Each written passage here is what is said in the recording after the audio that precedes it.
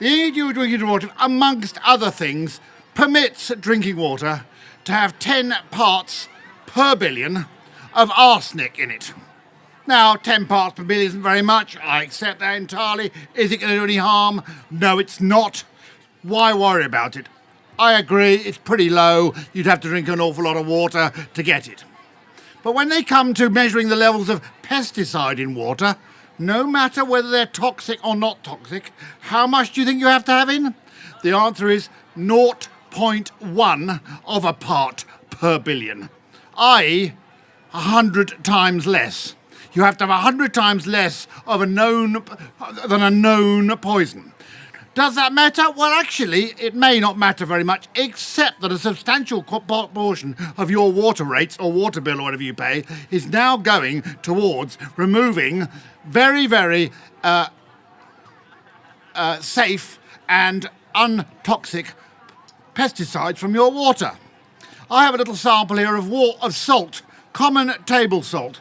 Hands up anyone that eats table salt.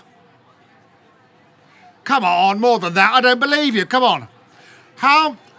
This is a sample of glyphosate. Anyone know what glyphosate is? Roundup, correct. Anyone use tumbleweed in their garden? Yes. How much less toxic do you think that is than that? The answer is about 50. So what I'll do now, I'll have a small sample of salt, just to show that it's real stuff. It's all right, it's a bit salty. And I'll have a small sample of Roundup, which actually tastes rather nicer. So why is it that we spend a lot of money removing this stuff from our water? I tell you why it is. It's some pillock, or in fact, more than that, some group of pillocks sitting in Brussels saying, oh well, what can we measure pesticides down to? Oh look, we've got a new photo extranometer, whatever thing is. We can get down to 0.1 of a part in a billion. Oh well, in that case, let's make that the level, shall we? That's fun. Why don't we remove the arsenic level to that as well? But there's no harm done by arsenic. Yes, but there's no harm done by pesticides. Oh yes, but the public will like it if we reduce pesticides. No one's going to vote for more pesticides in their water. But what happens if they've got to pay for it? Oh, but they won't know they're paying for it. Just don't tell them. Tell them to go away. I tell you what is another good idea. Why don't we stop farmers producing crops that need those pesticides on them? There's a good idea. What crops are they mainly used on? Well, the two biggest ones are metaldehyde, which if you go to your garden centre you will find in slug pellets, and another one called propizamide, which is a herbicide used by farmers to control grass weeds in oilseed rape crops, and a few others.